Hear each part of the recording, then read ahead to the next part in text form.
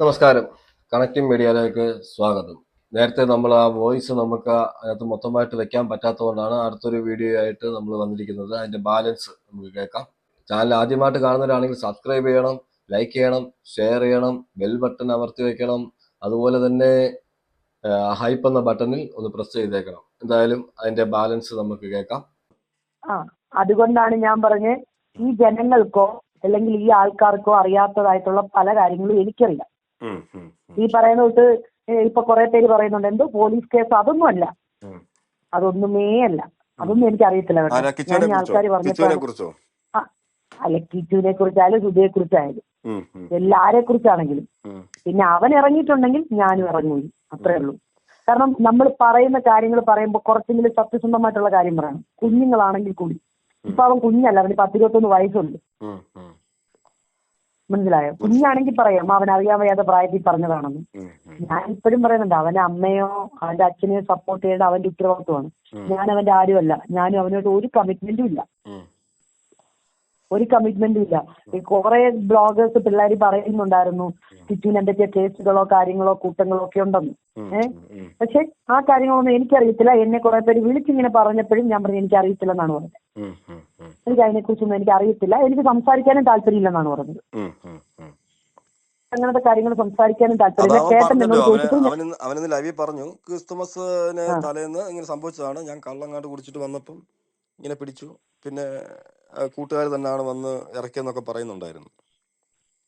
എനിക്ക് ഞാൻ പറഞ്ഞില്ല, എനിക്ക് അതിനെക്കുറിച്ച് ഒന്നുമല്ല, ഞാൻ അതിനെക്കുറിച്ചൊന്നും ഞാൻ സംസാരിക്കാനും പോകത്തില്ല. അതിനെക്കുറിച്ച് എനിക്ക് അറിയാത്ത കാര്യം ഞാൻ എന്തിനാണ് പറയുന്നത്? ഒരു കൊച്ചിന്റെ കാര്യം എനിക്കറിയത്തില്ല. എനിക്കറിയത്തില്ല, അതിനെക്കുറിച്ചൊന്നും എനിക്കറിയത്തില്ല. അല്ല, കുറെ ആൾക്കാർ ഇങ്ങനെ പറയുന്നുണ്ട് എനിക്ക് അവനെ ഞാൻ കരിവാരത്തേക്കോ അങ്ങനെ ഇങ്ങനെയാണൊക്കെ പറയുന്നത്. ഞാൻ ഒരിക്കലും അവനെ കരിവാരത്തേക്കണമെന്ന് ചിന്തിച്ചിട്ടില്ല. പിന്നെ അച്ഛനെ വെള്ളം പൂശുമ്പോൾ അച്ഛന്റെ ഫുള്ള് ബയോഡേറ്റ എടുത്തിട്ട് വേണം വെള്ളം പൂശാൻ. എനിക്കിപ്പോ ഒരു കുഴപ്പമില്ല, കാരണം ഞാൻ സുധിയുടെ ലേബലിൽ ജീവിക്കുന്ന ഒരാളല്ല, ഞാൻ സുധിയുടെ ഭാര്യയല്ല. അതുകൊണ്ട് എന്നെ കുറിച്ച് ഞാൻ ആരെന്ത് ചീത്ത പറഞ്ഞാലും ആരിനി അഴിഞ്ഞിട്ട് അവിടെ ആട്ടം കാണിച്ചാലും എനിക്കൊരു പ്രശ്നമില്ല. എനിക്ക് ഒരു പ്രശ്നമില്ലാത്ത ഒരാളാണ്. ഞാനൊന്നും മൈൻഡ് ചെയ്യാനേ പോകാറില്ല. കാരണം എന്റെ കാര്യങ്ങൾ എന്തെങ്കിലും പറഞ്ഞാൽ തന്നെയും അതൊന്നും കള്ളങ്ങളല്ല. നിങ്ങൾ വന്നപ്പോ പോലും നമ്മളൊന്നും മറച്ചു വെച്ചില്ല. ഇല്ല, നിങ്ങള് പിന്നെ കിച്ചുവിനെ കുറിച്ച് ചോദിച്ചപ്പോ മാത്രമേ ഉള്ളൂ അതിനെപ്പറ്റി ചോദിക്കേണ്ടതാണ് എന്നോട് പറഞ്ഞത്. അത്രേ ഉള്ളൂ. എന്റെ ലൈഫിൽ എന്തൊക്കെ നടന്നിട്ടുണ്ടോ അതൊക്കെ ഞാൻ നിങ്ങളുമായിട്ട് സംസാരിച്ചതാണ്. അതുകൊണ്ട് ഇവരെന്തൊക്കെ കിടന്ന് കാണിച്ചാലോ ഒന്നും എന്നെ ബാധിക്കത്തില്ല. കാരണം എന്റെ വീട്ടുകാർക്കോ എന്നോട് സഹകരിക്കുന്ന എല്ലാവർക്കും അറിയാം. പിന്നെ പുറത്തുള്ള ജനങ്ങൾ, ആ ജനങ്ങളുടെ ചെലവിലല്ലല്ലോ നമ്മൾ ജീവിക്കുന്നത്. നമ്മൾ സ്വന്തമായിട്ട് പണിയെടുത്തിട്ടാണ്. ഇല്ല, എനിക്ക് സങ്കടം തോന്നിയില്ല, ഒരിക്കലും സങ്കടം തോന്നിയില്ല. എന്തിനു സങ്കടം തോന്നുന്നത്? അതാണ് ഞാൻ പറഞ്ഞത്, അവന്റെ അച്ഛനെയും അവന്റെ കുഞ്ഞനിയനെയും കെയർ ചെയ്യേണ്ട അവന്റെ ഉത്തരവാദിത്വമാണ്.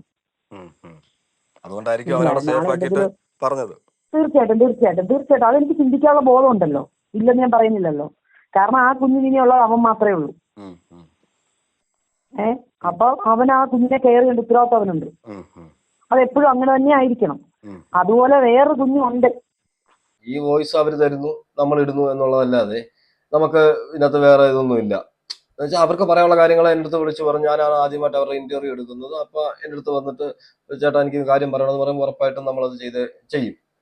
ഞാനെന്നല്ല, ഏത് വ്ളോഗർമാർ വിളിച്ചിട്ട് അവർ പറഞ്ഞാലും, ഏത് റിയാക്ഷൻ വീഡിയോസ് ചെയ്യുന്നവരോട് അവർ കൊടുത്താലും അവരെല്ലാം ഈ ഓഡിയോ എടുത്തിടും. കൊല്ലം സുധിയെ പറ്റി നമ്മൾ വെളിയിൽ കേട്ടത്, ഇത്രയും ദിവസത്തിനുള്ളിലുള്ള വീഡിയോസ് ഒക്കെ നിങ്ങൾ ഒരുപാട് കണ്ടു കാണും, ഒരുപാട് അലിഗേഷൻസ് നിങ്ങൾ കേട്ട് കാണും. അപ്പൊ കൊല്ലം സുധിയും ഈ പറഞ്ഞതുപോലെ, കഴിഞ്ഞ വീഡിയോയിൽ ഒരാള് പറഞ്ഞതുപോലെ പുണ്യാളനൊന്നും അല്ല. അപ്പം മരിച്ചു കഴിയുമ്പോഴും ഇതൊരു ഇഷ്യൂ ആയിട്ട് വെളിയിലോട്ട് വരുന്നത് എന്തുകൊണ്ടാണെന്ന് വെച്ചാൽ ഈ രേണുസുതി ഉണ്ടാക്കി വെച്ച വിഷയങ്ങളാണ്. ഈ രേണുസുതി ഉണ്ടാക്കി വെച്ച ആ ഒരു വിഷയം ഇപ്പോഴും അത് ഇങ്ങനെ പൊയ്ക്കൊണ്ടിരിക്കുകയാണ്. ഇതിനൊരു അവസാനമില്ലാതെ ഇങ്ങനെ പൊയ്ക്കൊണ്ടിരിക്കുകയാണ്.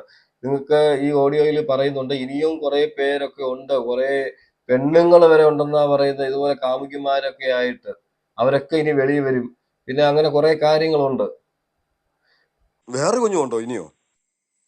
ശാലിനിയുടെ കുഞ്ഞുമോനുണ്ട്, അതറിയാം. അവന് വേറെ കുഞ്ഞും കൂടി ഉണ്ടല്ലേ? ശാലിനിക്കൊരു മോനുണ്ട്. ശാലിനിക്കൊരു മോനുണ്ട്. അത് പിന്നെ ഇവരുമായിട്ടൊന്നും സംസാരിക്കത്തോ എടുക്കത്തോ ഒന്നുമില്ല. അല്ലല്ല സുചേട്ടന്റെ മോനല്ല. അപ്പൊ അതുകൊണ്ട് അവന് ചിലപ്പോ ആ കുഞ്ഞിനെ കെയർ ചെയ്യാൻ അവനെ കുറ്റമൊന്നും ഇപ്പഴും ഞാൻ കുറ്റം പറഞ്ഞിട്ടില്ല, ഞാൻ കുറ്റം പറയുന്നുമില്ല. പിന്നെ പറയുന്ന കാര്യങ്ങള് കിറ്റുമോൻ നല്ലതായിട്ട് ആലോചിച്ചൊക്കെ പറഞ്ഞാൽ ഈ പറയുന്ന സപ്പോർട്ടേഴ്സ് എല്ലാം കൂടെ ഉണ്ടാവും. ആരും ഇല്ലെങ്കിൽ നാട്ടുകാരെങ്കിലും ഉണ്ടാവും അവൻ്റെ കൂടെ. മനസ്സിലായി? അവന് സപ്പോർട്ട് ചെയ്യാൻ അവനൊരു വരുമാന മാർഗ്ഗമാണ് അവനിപ്പോ യൂട്യൂബ് ചാനൽ തുറന്നു വെച്ചിരിക്കുന്നത്. നാളെ അവൻ ആരെയും കാലും കൈയും പിടിക്കാതെ അവന് ജീവിക്കാം, സ്വന്തം കാലിൽ നിൽക്കാം. പിന്നെ ഈ കള്ളങ്ങൾ എന്ന് പറയുമ്പോൾ അവനെ സപ്പോർട്ട് ചെയ്യുന്ന പോലും ഒരാൾ പോലും കാണത്തില്ല. അവൻ ഈ കള്ളങ്ങൾ പറയുമ്പോൾ അവൻ ഈ കള്ളങ്ങളാണ് പറയുന്നതെന്ന് തെളിയിക്കാൻ നമ്മുടെ കയ്യിൽ തെളിവുകൾ ആണ് സംസാരിക്കേണ്ടത് എപ്പോഴും. മനസ്സിലായില്ലേ? എന്റെ കയ്യില് ഇപ്പം ഞാൻ ചോദിക്കട്ടെ, ശ്രുതി പണ്ടയച്ച പെണ്ണുങ്ങളുടെ മെസ്സേജ് എടുത്ത് ഞാൻ സേവ് ചെയ്ത് വെക്കേണ്ട ആവശ്യം എനിക്കുണ്ടോ? മൂന്നാം ക്ലാസ്സിലോ 4ാം ക്ലാസ്സിലോ അവൻ തന്നെ പറയുന്നുണ്ട്, ആ ഒരു ഇന്റർവ്യൂവിൽ അവൻ തന്നെ പറയുന്ന ഒരു കാര്യമുണ്ട്. എന്തെന്ന് വെച്ചാലേ, ഞാൻ എന്റെ അച്ഛന്റെ വീട്ടിലായിരുന്നു, അമ്മയും അച്ഛനും ഞാനും ശ്രുതിയും അതുപോലെ കോളേത്തോട്ട വീട്ടിലായിരുന്നു എന്നവൻ പറയുന്നുണ്ടല്ലോ. അവൻ കാണുന്നുണ്ടായിരുന്നു ഞങ്ങൾ തന്നെ അടി ഉണ്ടാക്കുന്ന എന്തിനായിരുന്നെന്ന്. എന്റെ അപ്പൊ പിന്നെ അവൻ ഇത്ര കാര്യമായിട്ട് ഇപ്പം വിളമ്പിയല്ലോ. അവൻ എന്നും അടി ഉണ്ടാക്കുമായിരുന്നു, എന്നും വഴക്കുണ്ടാക്കുമായിരുന്നെന്ന്. അച്ഛന്റെ അവിഹിത കഥ മോന്റെ അടുത്ത് പറഞ്ഞാണോ, മോനെ നിന്റെ അച്ഛൻ ഇങ്ങനെയാണ് എന്ന് പറഞ്ഞാണോ കൊച്ചിന് പറഞ്ഞ് മനസ്സിലാക്കി കൊടുക്കണ്ടേ? അതിനാണോ അടി ഉണ്ടാക്കുന്നതെന്ന് പറയേണ്ടത് അവന്റെ അടുത്ത്? ചിന്തിക്കാൻ അതാണ് ഞാൻ പറയാം, ചിന്തിക്കാൻ ബോധമുള്ളവർക്കൊക്കെ ഇത് ചിന്തിക്കാം. പിന്നെ വിവരക്കേട് വന്നിരുന്ന ലൈവിൽ പറയാതിരുന്ന അവന് കൊള്ളാം. അവന് നാളെ ഭാവിയുള്ള അവസ്ഥയാണ്, അതുകൊണ്ട് അവന് കൊള്ളാം, അത്രേ ഉള്ളൂ. അവൻ തന്നെ പറയുന്നുണ്ട്, ഞാൻ എന്റെ അച്ഛന്റെ വീട്ടിലാണ് നിന്ന് വളർന്നത്. ഇവർ രണ്ടുപേരുമാണ്. പോളയത്തോടൊരു വീടുണ്ടായിരുന്നു, അവിടെയായിരുന്നു അവർ രണ്ടുപേരും. എന്റെ അമ്മയുണ്ടായിരുന്നു അവിടെ. അപ്പം അങ്ങനെ പറയുന്ന ഒരാൾക്ക് പറഞ്ഞുള്ള അറിവല്ലേ ഉള്ളൂ. കാണുന്നുണ്ടോ ഈ കാര്യം? ഇല്ല, കാണുന്നില്ല. ചുരുക്കം പറഞ്ഞാൽ ഇവർ തമ്മിൽ വഴക്കുണ്ടാകുന്നത്, ഈ കിച്ചു കാണുന്നത് വഴക്കുണ്ടാകുന്നു എന്നുള്ളത് മാത്രമേ ഉള്ളൂ. വഴക്കുണ്ടായിട്ട് അച്ഛനാണെങ്കിൽ വന്ന് അവിടെ വീട്ടിൽ പോയി താമസിക്കുന്നു.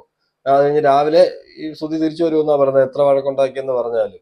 അപ്പം ഈ വഴക്കുണ്ടാക്കുന്നതെല്ലാം ഈ പെണ്ണുങ്ങളുടെ പേരിലാണ് അവിടെ വഴക്കുണ്ടാകുന്നത് എന്നാണ് വീണ പറയുന്നത്. അതൊക്കെ എനിക്കിപ്പം സ്വന്തം മോനോട് പറയാൻ പറ്റുമോ എന്നാണ് ചോദിക്കുന്നത്. അത് ശരിയാ, ഏതൊരു അമ്മയ്ക്കാണെങ്കിലും അച്ഛനാണെങ്കിലും ഇപ്പൊ ഞങ്ങൾ വഴക്കുണ്ടാക്കുന്ന ഒരു അവിഹിതത്തിന്റെ മേളിലാണെന്നൊന്നും മക്കളോടൊക്കെ പറയാൻ പറ്റുമോ? പറ്റത്തില്ല. അല്ലെങ്കിൽ നിന്റെ അച്ഛനുമായിട്ട് ഞാൻ വഴക്കുണ്ടാക്കിയത് നിന്റെ അച്ഛൻ്റെ അവിഹിതം ഉണ്ട് എന്നുള്ള പറഞ്ഞ ഇങ്ങനെയുള്ള ആ സമയത്തൊക്കെ കുഞ്ഞാണ് കിച്ചു. അങ്ങനെ ആരും പറയത്തില്ല. അതൊരിക്കലും ന്യായമായിട്ട് തോന്നി. എന്നാലും നിങ്ങൾ കേട്ടിട്ട് നിങ്ങളുടെ അഭിപ്രായം നിങ്ങൾ പറയണം. അതല്ല, ഇങ്ങനെയുള്ള കാര്യങ്ങൾ പറയാനും പറ്റത്തില്ല. അത് ശരിയാണ്, അത് ഞാൻ ന്യായമായിട്ട് എനിക്ക് തോന്നി. എന്ന് വെച്ചാൽ ഒരു ഭാര്യയും ഭർത്താവും വഴക്കുണ്ടാക്കുന്നത് ഇപ്പം അവനോട് പറയാൻ പറ്റാത്ത കാര്യങ്ങളാണെങ്കിൽ അത് പറയാൻ പറ്റത്തില്ല. അപ്പൊ ഇവൻ പിന്നെ എങ്ങനെ കണ്ടുപിടിച്ചു ഞങ്ങൾ തമ്മിൽ എപ്പോഴും വഴക്കാണ്, ഞങ്ങൾ തമ്മിൽ അച്ഛന് സ്വൈര്യത കൊടുത്തില്ല?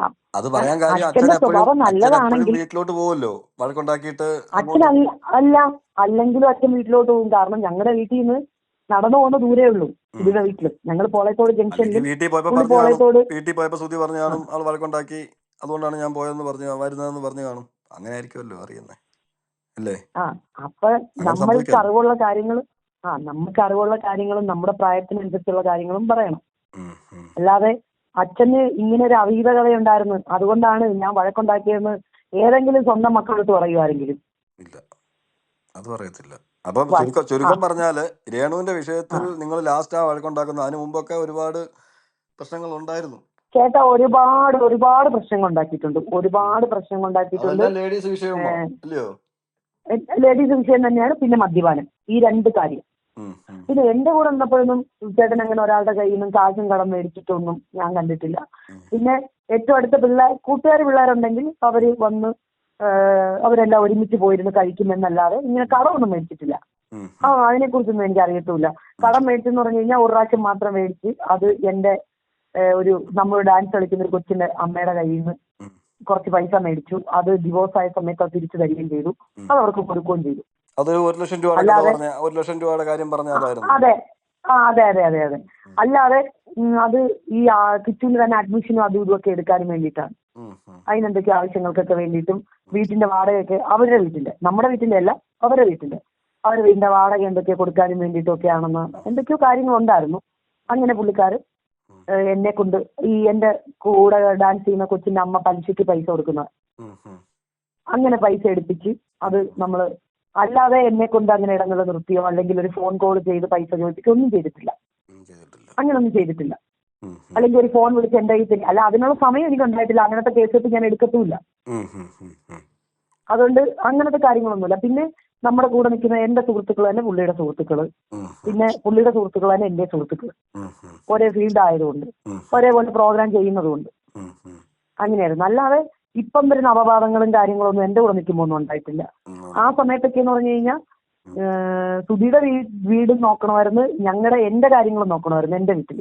ഉം, ഉം, അപ്പം എന്റെ വീട്ടിലെ കാര്യങ്ങൾ നോക്കിയില്ലെങ്കിൽ എന്റെ കാര്യങ്ങൾ നോക്കുമായിരുന്നു. ഉം. അവിടെ കിച്ചന്റെ കാര്യങ്ങൾ നോക്കുമായിരുന്നു, അവിടുത്തെ വീട്ടിലെ കാര്യങ്ങൾ ഹെൽപ്പ് ചെയ്യുമായിരുന്നു, ഒക്കെ ചെയ്യുമായിരുന്നു. ഉം, ഉം, പക്ഷെ ആ സമയത്ത് പോലും ഇങ്ങനൊരു പ്രശ്നം ഉണ്ടായിട്ടില്ല. ഉം, ഉം, ഉം, ഉം. പിന്നെ ആ സമയത്ത് പോലും ഇങ്ങനത്തെ ഒരു ഇപ്പം നമുക്ക് കിട്ടിയ ഒരു പുതിയ അറിവ് ഇങ്ങനെയാണ്. ഞാൻ ഇപ്പം പറഞ്ഞുകൊണ്ട് പറയാം കേട്ടോ. ഇതിനകത്ത് എൻ്റെ പറഞ്ഞത് വെച്ച് ഞാൻ പറയുകയാണ്. നിങ്ങൾ തമ്മിൽ രേണുവുമായിട്ട് ബന്ധമുണ്ടെന്നുള്ള കാര്യം നിങ്ങൾ തമ്മിൽ കല്യാണം കഴിച്ച് ജീവിക്കുമ്പോഴും ഈ കിച്ചുവിനെ അറിയാമായിരുന്നു എന്ന ഒരു പുതിയൊരു അറിവാണ് എനിക്ക് കിട്ടിയ ഒരു പുതിയ അറിവാണ് കേട്ടോ.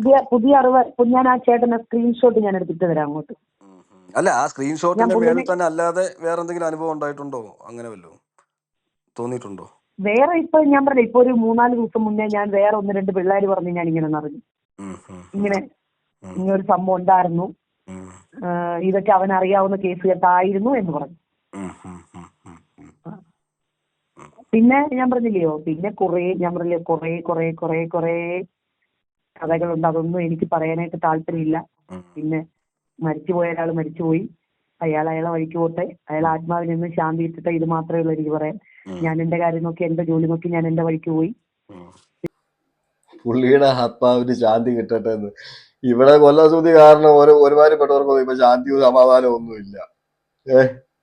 സത്യം ഈ പറയുന്ന വെച്ച് നോക്കിയാല് കൊല്ലം സുധി നമ്മൾ ഉദ്ദേശിക്കുന്ന ആളൊന്നും അല്ല. എന്തായാലും പുള്ളി മരിച്ചുപോയി, അതെല്ലാം ശരിയാ. പക്ഷെ പുള്ളി ഇട്ടിട്ട് പോയ ആ ഒരു കുറച്ച് കാര്യങ്ങളുണ്ടല്ലോ, കുറെ വിഷയങ്ങൾ, അതെല്ലാം എനിക്ക് തോന്നുന്നു ഇതൊക്കെ ദൈവ നിശ്ചയമാണ്. ഇങ്ങനെയുള്ള കുറെ കാര്യങ്ങളൊക്കെ വെളിയിൽ വരണം എന്നുള്ളത്. എന്ന് വെച്ചാൽ സുധിയെ കുറിച്ച് ആർക്കും ഒരു 2 മാസം മുന്നേ വരെ ആർക്കും ഈ ഒരു ഇഷ്യൂ ഉണ്ടാകുന്നത് വരെ ആർക്കും സുധിയെ കുറിച്ച് ഇങ്ങനെയുള്ള കാര്യങ്ങളൊന്നും അറിയത്തില്ലായിരുന്നു. പക്ഷെ എന്തോ രേണുവിലൂടെ തന്നെ ഇതെല്ലാം വെളിയിൽ വരണം എന്നൊരു ദൈവ നിശ്ചയമായിരിക്കും. അതെന്താ കാര്യമൊന്നും അറിയത്തില്ല. പക്ഷെ പലരും വിചാരിച്ചുകൊണ്ടിരുന്ന ഒരു സുധി അല്ല റിയൽ ആയിട്ടുള്ള സുധി. മരിച്ചെന്ന് പറഞ്ഞാൽ നമുക്ക് പറയാതിരിക്കാൻ പറ്റത്തില്ല. ഇങ്ങനത്തെ ഇഷ്യൂ ഒക്കെ നടക്കുമ്പോൾ നമുക്ക് അതിനെ കുറിച്ച് സംസാരിച്ചേ പറ്റത്തുള്ളൂ. പിന്നെ രേണുവിന്റെ വഴിക്ക് പോട്ടെ, അവർക്കും നല്ലത് വരട്ടെ, കിറ്റുവിനും നല്ലത് വരട്ടെ. എനിക്ക് ഈ പറയുന്നത് എനിക്ക് ഈ പറയുന്ന തൊട്ട് ഇതിനകത്ത് ഈഗോയോ കാര്യങ്ങളോ ഫ്രസ്ട്രേഷനോ ഒന്നും തന്നെ ഇല്ല. ഒരു കാര്യങ്ങളും ഇല്ല. ഈ ഇന്റർവ്യൂ കഴിഞ്ഞതിന് ശേഷം എന്നെ ഒരുപാട് ചാനലുകാർ വിളിച്ചു. ഞാൻ എവിടെയും പോയില്ല. ഞാൻ ലാസ്റ്റ് ആയിട്ട് ഒരു ഇന്റർവ്യൂ കൊടുത്തിട്ട് ഞാൻ ലാസ്റ്റ് ആയിട്ട് പറഞ്ഞു, ഇനി എന്നെ ആരും ഇന്റർവ്യൂവിന് വിളിക്കരുത് എന്ന് പറഞ്ഞു. പിന്നെ ഇപ്പം ഞാൻ വീഡിയോയ്ക്ക് മുന്നിൽ വേണമെങ്കിൽ എനിക്കൊരു ലൈവ് പോവാം എന്റെ ഇൻസ്റ്റാഗ്രാമിൽ. എന്നിട്ട് ആ ലൈവ് എടുത്ത് നിങ്ങൾക്ക് അങ്ങോട്ട് ഷെയർ ചെയ്ത് തന്നാൽ മതി, എല്ലാവർക്കും ഷെയർ ചെയ്ത് കൊടുക്കാം. മനസ്സിലായി. പക്ഷെ വേണ്ട, എനിക്ക് അതിനോട് താല്പര്യമില്ല. പിന്നെ എനിക്ക് ഇത്രയേ ഉള്ളൂ പറയാനായിട്ട്. എന്റെ അടുത്ത് ചുമ്മാതെ എനിക്കിട്ട് ഇതാക്കാൻ വരരുത്. വന്നു കഴിഞ്ഞാൽ ഞാൻ ഈ നിൽക്കുന്ന ബാക്കി 8 പേരെയും കൂടെ ഞാൻ വിളിച്ച് ഇന്റർവ്യൂ കൊടുക്കും. 8 ബ്ലോഗേഴ്സിന് ഞാൻ കൊടുക്കും ഇന്റർവ്യൂ. അപ്പൊ പിന്നെ ബാക്കിയുള്ള അവീത കഥകളും ബാക്കിയുള്ള കാര്യങ്ങളും എല്ലാം കൂടി പുറത്തു വരും. ഇനിയും കഥകളുണ്ട് ഒരുപാട് പുറത്തു വരാനെന്നാ പറയുന്നത്. ഇത് തീരത്തില്ല. ഇത് മെഗാ സീരിയലാ. മെഗാ സീരിയലും കഴിഞ്ഞു പോകും എന്നാ തോന്നുന്നത്. ഇങ്ങനെയുള്ള കഥകളൊക്കെ ഇനി വെളി വരാൻ തുടങ്ങിയാൽ ഇത് നിൽക്കത്തില്ല കേട്ടോ. ഈ സംഭവം എനിക്ക് തോന്നുന്നു ബിഗ് ബോസ് കഴിഞ്ഞാലും ഈ സംഭവം ഇങ്ങനെ ഓടിക്കൊണ്ടിരിക്കുന്നു. ഇതിനൊന്നും ഒരു അവസാനം ഇല്ലെന്നാ തോന്നുന്നത്. എന്താ വെച്ചാൽ ഇപ്പൊ വീണ നിർത്തുമ്പോൾ രേണു തുടങ്ങും, രേണു നിർത്തുമ്പോൾ ഇപ്പം കിച്ചു തുടങ്ങും, കിച്ചു നിർത്തുമ്പോൾ അടുത്ത ആള് തുടങ്ങും. ഇത് എങ്ങനെയാണെങ്കിലും റൗണ്ട് അടിച്ച് ഇതിനൊരു അവസാനം കാണുമെന്ന് എനിക്ക് തോന്നുന്നില്ല. ഞാൻ എല്ലാരെയും ബ്ലോക്ക് ചെയ്ത് നിർത്തിയേക്കുവാണ് ഞാൻ. പോട്ടെ, ഇനി നിങ്ങളൊന്ന് സംസാരിക്കേണ്ട. ഞാനായിട്ട് പറഞ്ഞത് തന്നെ ഏറ്റവും വലിയ മോശമായി പോയി. കാരണം ഒരു ഇന്റർവ്യൂ കൊടുത്തു കഴിഞ്ഞപ്പോ തന്നെ എനിക്ക് മനസ്സിലായത്, അതുവരേക്കും ഞാൻ എല്ലായിടും ഓടിച്ചാടി നടക്കുന്ന ഒരാളായിരുന്നു. ഇതിപ്പം എനിക്ക് അതിന്റെ ബുദ്ധിമുട്ടുകൾ ഞാൻ ഒരുപാട് അനുഭവിക്കുന്നുണ്ട്. അപ്പൊ അതുകൊണ്ട് എനിക്ക് വന്ന അനുഭവം നിങ്ങൾക്ക് ഉണ്ടാവരുത്. ചിലപ്പോൾ നിങ്ങൾക്ക് പറയണമെന്നും നിങ്ങൾക്ക് പറയാനായിട്ട് മുട്ടി നിൽക്കുമായിരിക്കും. ചിലപ്പോൾ നിങ്ങൾക്ക് ഒരു 1 മില്യൺ പോകുമ്പോൾ നിങ്ങൾക്ക് റീച്ച് കിട്ടുമായിരിക്കും. പക്ഷെ ആ ബുദ്ധിമുട്ട് നന്നായിട്ട് അനുഭവിച്ചുകൊണ്ടിരിക്കുന്ന വ്യക്തിയാണ്. അല്ല, നമ്മൾ അന്ന് വന്നപ്പോഴും നമ്മൾ പറഞ്ഞത് എന്താ, ഞാൻ റീച്ചിന് നമ്മൾ എന്താ പറഞ്ഞ വന്ന ഉടനെ നിങ്ങൾക്ക് പറയാൻ ബുദ്ധിമുട്ടില്ലെങ്കിൽ പറയാന്നാ നമ്മൾ പറഞ്ഞത്. ശരിയല്ലേ? അതെ, അതെ. പക്ഷെ ആ ബുദ്ധിമുട്ട് ഞാൻ പറയട്ടെ, നമ്മള് ഇങ്ങനെ എന്തുവാ ഇതുപോലെ തെറികളൊന്നും ഞാൻ സത്യം പറഞ്ഞാൽ കേട്ടിട്ടില്ല. ഉം. അത് സോഷ്യൽ മീഡിയ അപ്പൊ അതൊക്കെ ആകുമ്പോൾ അങ്ങോട്ടും ഇങ്ങോട്ടും നെഗറ്റീവ് ഓർ ആ പോസിറ്റീവ് ഉണ്ടാവും.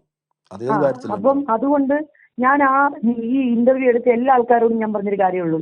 ഈ ഉം, ആ, പെണ്ണുങ്ങളോടാണെങ്കിലും ആണുങ്ങൾ പിന്നെ പോട്ടെ, അതിൽ വിഷയമില്ല, എന്നാലും ആണുങ്ങളും കേൾക്കുന്നുണ്ട്. ഉം. പക്ഷെ ഞാൻ പെണ്ണുങ്ങളോടൊക്കെ പറഞ്ഞൊറ്റ കാര്യമുള്ളൂ, നിങ്ങൾ ആരും ഇന്റർവ്യൂ എടുക്കാൻ പോകരുത്. കാരണം അതിന്റെ വരുമായികയും ഭവിഷ്യത്തും ഒന്നും എനിക്കറിയാൻ വയ്യാഞ്ഞ് ഞാൻ എടുത്തു ചാടി. ഇപ്പം നാട്ടുകാർ മൊത്തം എന്നെ തള്ളക്കും തന്നയ്ക്കും വിളിച്ചുകൊണ്ടിരിക്കുവാണ്. പിന്നെ എന്റെ പഴയ കാലം വരെ കുത്തിപ്പൊക്കിക്കൊണ്ട് വന്നിരിക്കുക. സത്യത്തിൽ ഇങ്ങനെയാണ് പറഞ്ഞത്, കുത്തിപ്പൊക്കിക്കൊണ്ട് വന്നിരിക്കുവാണ്. അതുകൊണ്ട് നിങ്ങളൊക്കെ നിങ്ങളുടെ കാര്യങ്ങൾ നോക്കിപ്പോ. പിന്നെ എന്നോട് അവള് എന്നെ കുറിച്ച് അത്രയും മോശമായിട്ട് പറഞ്ഞുകൊണ്ടും ഞാൻ കൊണ്ടു നടക്കുന്ന സെറ്റപ്പാന്ന് പറഞ്ഞുകൊണ്ട് എനിക്കൊരു കാര്യം തെളിയിക്കണമായിരുന്നു. അത് അറിയാവുന്നവർക്കൊക്കെ അറിയാം, ഞാൻ സുധീര രണ്ടാം ഭാര്യയായിരുന്നുള്ളത്. അത് കഴിഞ്ഞു, ആ വിഷയം കഴിഞ്ഞു. അതുകൊണ്ട് നിങ്ങളൊക്കെ നിങ്ങളുടെ കാര്യങ്ങൾ നോക്ക്, ജോലികൾ നോക്ക് എന്നാണ് ഞാൻ അവരോട് പറഞ്ഞത്. അല്ല, എന്നോട് നാളെ ഞാൻ സത്യം പറഞ്ഞാൽ ഈ ലൈവ് കണ്ടിട്ട് ഞാൻ അങ്ങോട്ട് കോൺടാക്ട് ചെയ്യാതിരുന്നത് തന്നെ ഇപ്പം ഇന്റർവ്യൂ ഒന്നും കൊടുക്കുന്നില്ല, സംസാരിക്കുന്നില്ല എന്നൊക്കെ എൻ്റെ അടുത്ത് അന്ന് പറഞ്ഞായിരുന്നു. ഓർമ്മയില്ല? ഇനി ഞാൻ കൊടുക്കുന്നില്ല, പറഞ്ഞായിരുന്നു. അതുകൊണ്ടാണ് ഞാൻ പിന്നെയും കോൺടാക്ട് ചെയ്യാതിരുന്നത്. പക്ഷെ ഇങ്ങോട്ട് വിളിക്കുമെന്ന് ഞാൻ പ്രതീക്ഷിച്ചില്ല. ഇങ്ങോട്ട് എന്നെ വിളിച്ച് സംസാരിക്കുമെന്ന് ഞാൻ പ്രതീക്ഷിച്ചില്ല. മനസ്സിലായോ? അല്ല, ഞാൻ അങ്ങോട്ട് വിളിച്ച് സംസാരിച്ചെന്ന് പറഞ്ഞത് ഇവനിപ്പം വന്ന് ഈ കള്ള ഒരു ലൈവ് വിട്ടു. ഈ കള്ളൻ ലൈവ് പറഞ്ഞു എനിക്ക് സപ്പോർട്ട് ചെയ്യുന്ന, അതാണ് ഞാൻ പറഞ്ഞത്, ഒരു 100 പേരുണ്ടെങ്കിൽ ഒരു 25 പേരെ എന്നെ സപ്പോർട്ട് ചെയ്യുന്നുള്ളൂ. അപ്പൊ ആ 25 പേർക്കും കൂടി തള്ളക്കുള്ളിൽ കേൾക്കും ബാക്കി 75 പേരെ കഴിയുന്നു.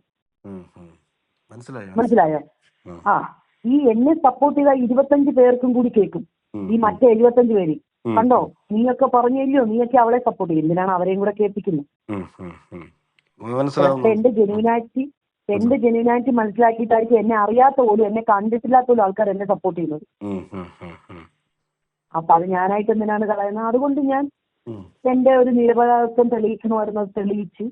ഇതൊന്നുമല്ല സത്യം, നിങ്ങൾ ഈ കണ്ടതോ കേട്ടതോ ഒന്നുമല്ല സത്യം. എനിക്കൊന്ന് കള്ളം പറയേണ്ട ഒരു കാര്യമില്ല. കള്ളം പറഞ്ഞിട്ട് എനിക്ക് പിന്നാക്കം കിട്ടാനില്ല ഇതിനകത്ത്. എന്തോ കിട്ടാനുണ്ട്? ഒന്നുമില്ല. ചേട്ടനേക്ക് ഇന്റർവ്യൂ എടുത്തു, ചേട്ടൻ എത്ര രൂപ എനിക്ക് അക്കൗണ്ടിൽ ഇട്ട് തന്നു? 1 രൂപ തന്നിട്ടില്ല. ഇപ്പൊ ഞാൻ ഈ പറയുന്നുണ്ട്, 1 എത്ര രൂപ രൂപ എനിക്ക് ഇപ്പൊ ഇട്ട് തന്നു? എവിടെയും പറയും 1 രൂപ തന്നിട്ടില്ല. അതോടെ പറഞ്ഞു, കുഴപ്പമൊന്നുമില്ല. പക്ഷെ പുറത്ത് പറയുന്ന അതൊന്നും അല്ല. എന്നോട് പൈസ ചോദിച്ചിട്ടുമില്ല, ഒന്നുമില്ല, നമ്മൾ തന്നിട്ടുമില്ല, ചോദിച്ചിട്ടുമില്ല. ഞാൻ എല്ലായിടത്തും പൈസ മേടിച്ച് ഇന്റർവ്യൂ നടത്തിക്കൊണ്ടിരിക്കുകയാണെന്നാണ് പറയുന്നത്. ഇല്ല, എന്റെ അനുഭവത്തിന്റെ വെളിച്ചത്തിൽ ഞാൻ പറഞ്ഞത് എന്റെ അടുത്ത് 5 പൈസ വാങ്ങിച്ചിട്ടില്ല, ചോദിച്ചിട്ടുമില്ല. ഇപ്പൊ പുറത്ത് പറഞ്ഞു നടക്കുന്ന വെച്ച് കഴിഞ്ഞാൽ ഞാൻ പൈസ മേടിച്ച് ഇന്റർവ്യൂ കൊടുക്കുന്നത്. അതുകൊണ്ടാണ് സത്യമായിട്ട് ഞാൻ നിർത്തിയത്. അതും കൂടി എനിക്ക് കേൾക്കാൻ. അല്ല, അങ്ങനെ ഇന്റർവ്യൂസ് കൊടുക്കുന്നവരുണ്ട്, അതുകൊണ്ടായിരിക്കാം അങ്ങനെ പറയുന്നത്. കുറെ പേരുണ്ടല്ലോ അങ്ങനെ, കുറെ ആൾക്കാരുണ്ട് പൈസ വാങ്ങിച്ചിട്ട് ഇന്റർവ്യൂ കൊടുക്കുന്ന കുറെ പേരുണ്ട്. പല ആൾക്കാരും വിളിച്ചിട്ട് എന്നോട് പറഞ്ഞു 10,000 രൂപ തരാം, 5,000 രൂപ തരാം, ഒരു ഇന്റർവ്യൂ തരുമോ എന്ന്. ആൾക്കാരുടെ പേരൊന്നും ഞാൻ പറയുന്നില്ല. അപ്പോഴും ഞാൻ ഇന്നലെ വിളിച്ചൊരു വെച്ച് ഞാൻ ഇന്റർവ്യൂ എടുക്കാൻ പോയ സമയത്ത് ഞാൻ ഇന്റർവ്യൂ എടുത്തു. ഞാൻ പൈസ ഒന്നും കൊടുത്തില്ല കേട്ടോ.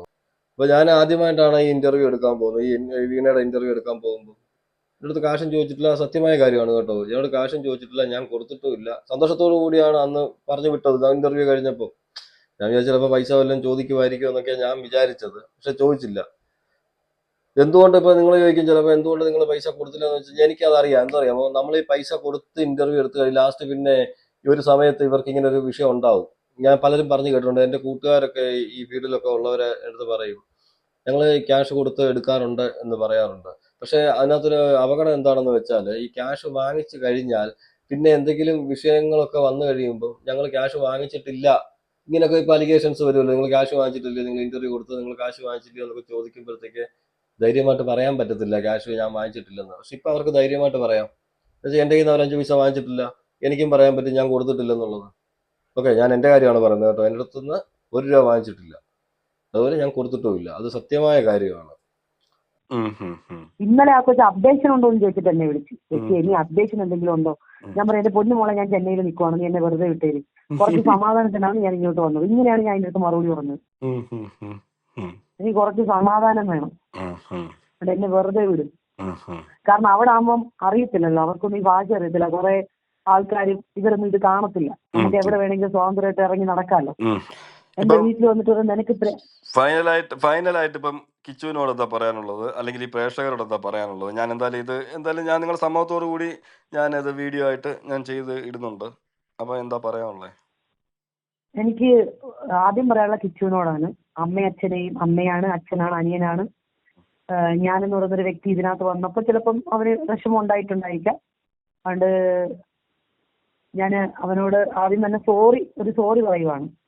കാരണം ചിലപ്പോൾ അവന്റെ അച്ഛൻ ഈ മറച്ചു വെച്ച കാര്യങ്ങൾ ഞാൻ വന്ന് പുറത്ത് പറഞ്ഞതുകൊണ്ട് അവനത് ഭാവിയിൽ ബുദ്ധിമുട്ടുണ്ടാവും. പക്ഷെ അത് ഞാൻ ഒരിക്കലും പറയണമെന്നോ അല്ലെങ്കിൽ അവന്റെ അച്ഛൻ ജീവിച്ചിരിക്കുന്ന കാലം വരെ ഇത് പുറത്ത് പറഞ്ഞൊരു കേസുമല്ലായിരുന്നു. പക്ഷെ അവന്റെ അമ്മയാണ് എന്നെ കൊണ്ട് പറയിപ്പിച്ചത്. ഞാൻ പറഞ്ഞു കഴിഞ്ഞു, ഞാൻ എന്റെ കാര്യം നോക്കി പോയതാണ്. പിന്നെ കിച്ചുമോൻ ഈ അച്ഛനെയൊക്കെ വെള്ള പൂശുന്നത് നല്ലതാണ്.